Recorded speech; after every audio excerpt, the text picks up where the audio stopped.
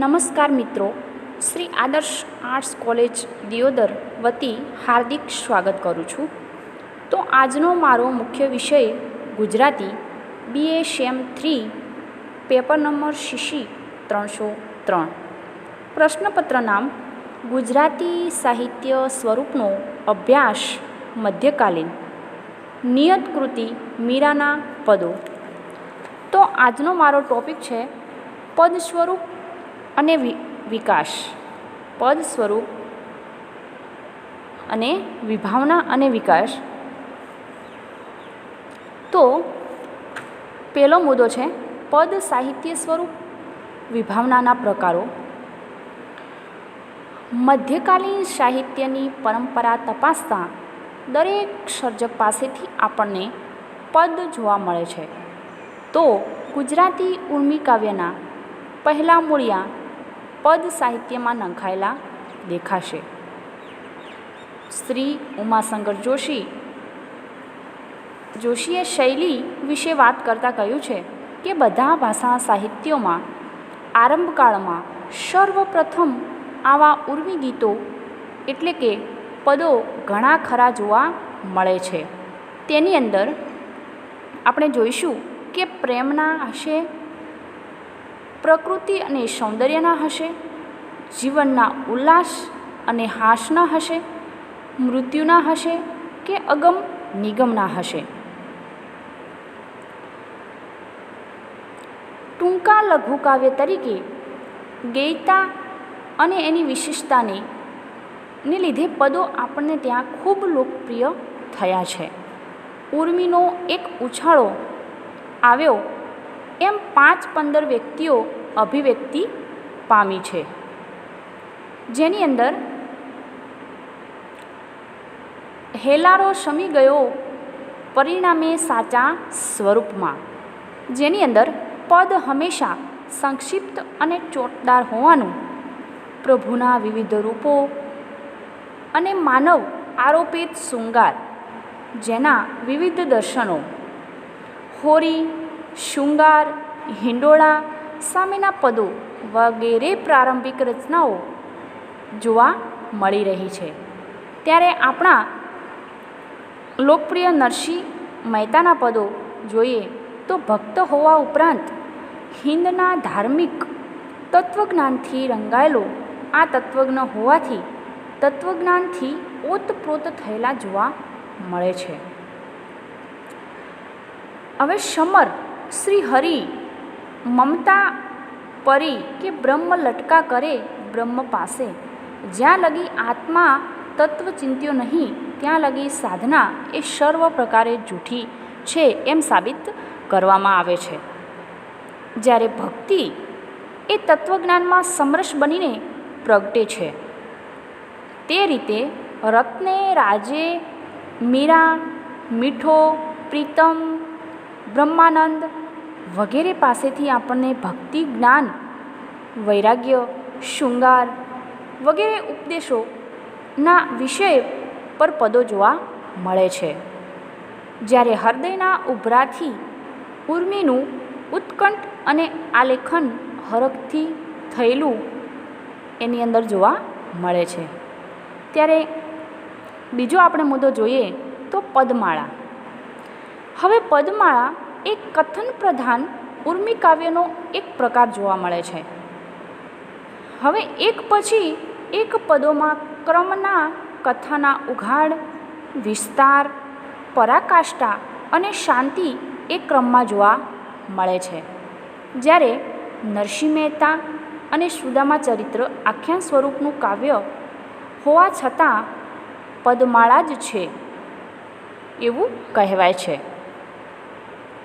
અહીં આપણે અવારચીન સમયની અંદર નર્મદ, નેહાલાલ, બકા ઠાકોર પણ આ પદ પરંપરાનો વિસ્તાર જોવા જઈએ તો નેહાલાલનું મારા નૈણાની આળસ રે નિરખના હરીને જરીને શું કહીશું, પદ કે ભજન તો ક્યારેક પદ અને ભજનની સરહદો એકબીજા પર પરક્રમિત કરતી દેખાવા લાગી છે.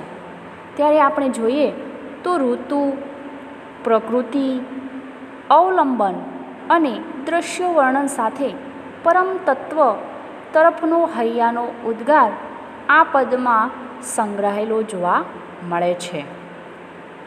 તો આપણે પ્રભાતિયા, કક્કા, બારમાસી, થાળ, આરતી વગેરે મધ્યકાલીન કાવ્ય સ્વરૂપનો આ પદ સાહિત્યમાં મૂકી શકાશે, એટલે તેને સંક્ષિપ્તમાં પરિચય કર્યો છે.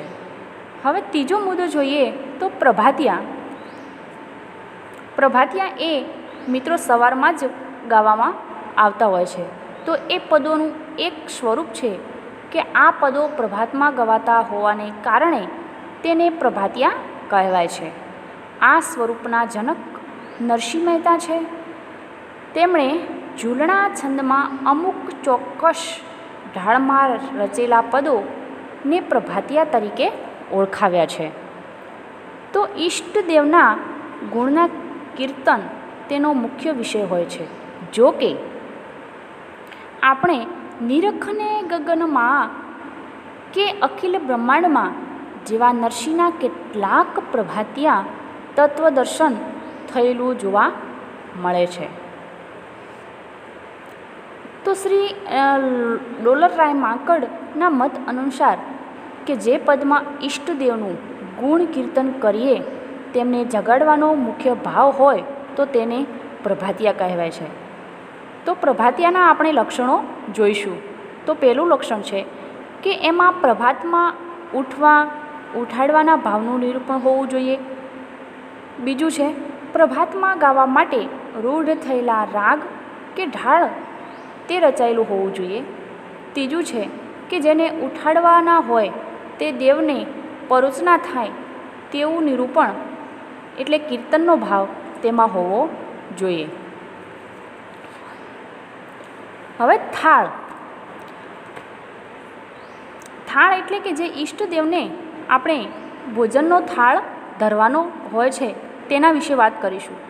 તો એક વિશિષ્ટ પદ પ્રકાર રૂપે થાળને માની શકાય કે મોટા થાળમાં ભોજન પીરસીને જે ભોગ ધરવામાં આવે છે તે પ્રસંગમાં ગવાતું પદ એટલે થાળ તરીકે ઓળખાય છે, જેની અંદર દેવને ભોગ આરોગવા માટેનું નિયંત્રણ અને વિનંતી હોય છે.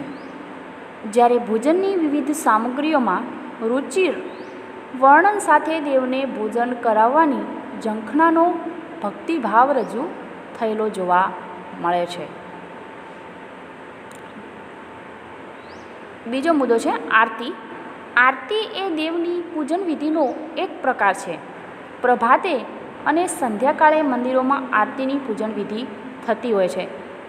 એ આપણે બધા જાણીએ છીએ કે આપણા બધા દેવો સંપ્રદાયો ધર્મમાં આરતી કે સામૂહિક ભક્તિભાવના આવિષ્કરણમાં મંગલમય વિધિ છે અને પરંપરાથી આપણે કરતા પણ આવ્યા છીએ.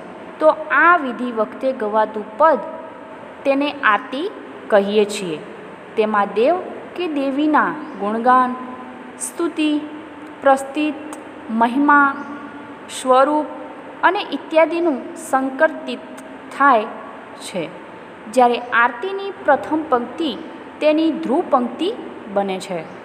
વળી તે સમૂહમાં ગવાતી રચના હોવાથી તેની પદ રચના સરળ, પ્રવાહી, મધુર, લયવાળી અને સુગંધ ઢાળયુક્ત હોય છે.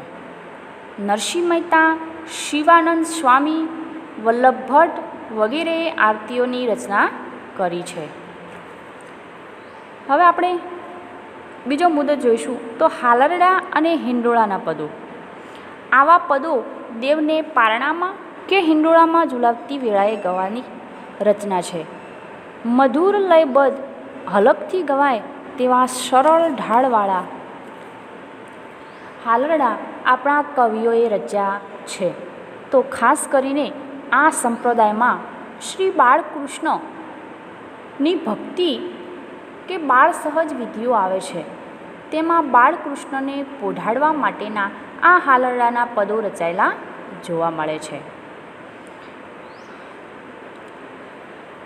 આગળ મુદ્દો જોઈએ તો પ્રાર્થના, સ્ત્રોત અને સ્તવનના પદો. તો આની અંદર ઈષ્ટદેવની ભક્તિભાવથી ભરપૂર સ્તુતિ અને પ્રાર્થના આ સ્ત્રોત સ્તવનના પદોમાં હોય છે.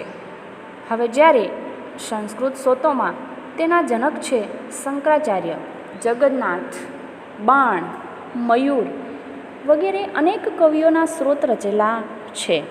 તો ભક્તિભાવપૂર્ણ સ્તુતિ ઉપરાંત એમાં અરજ કે યાચના રહેલી હોય છે, જેને કારણે આ પ્રાર્થના એ સ્ત્રોતનું નિરાળું સ્વરૂપ ઘડાય છે. કોઈ અમંગલમના નિવારણ માટેની કે કોઈ અપરાધની ક્ષમા માટેની ઈષ્ટદેવની અનુગ્રહની કૃપા દ્રષ્ટિની ધારણા તેમાં હોય છે.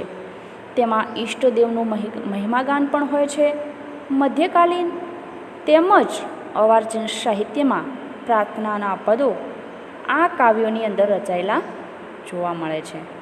તો પ્રાર્થના સમાજની પ્રાર્થના માળામાં પ્રાર્થનાઓના સંગ્રહિત થયેલી જોવા મળે છે.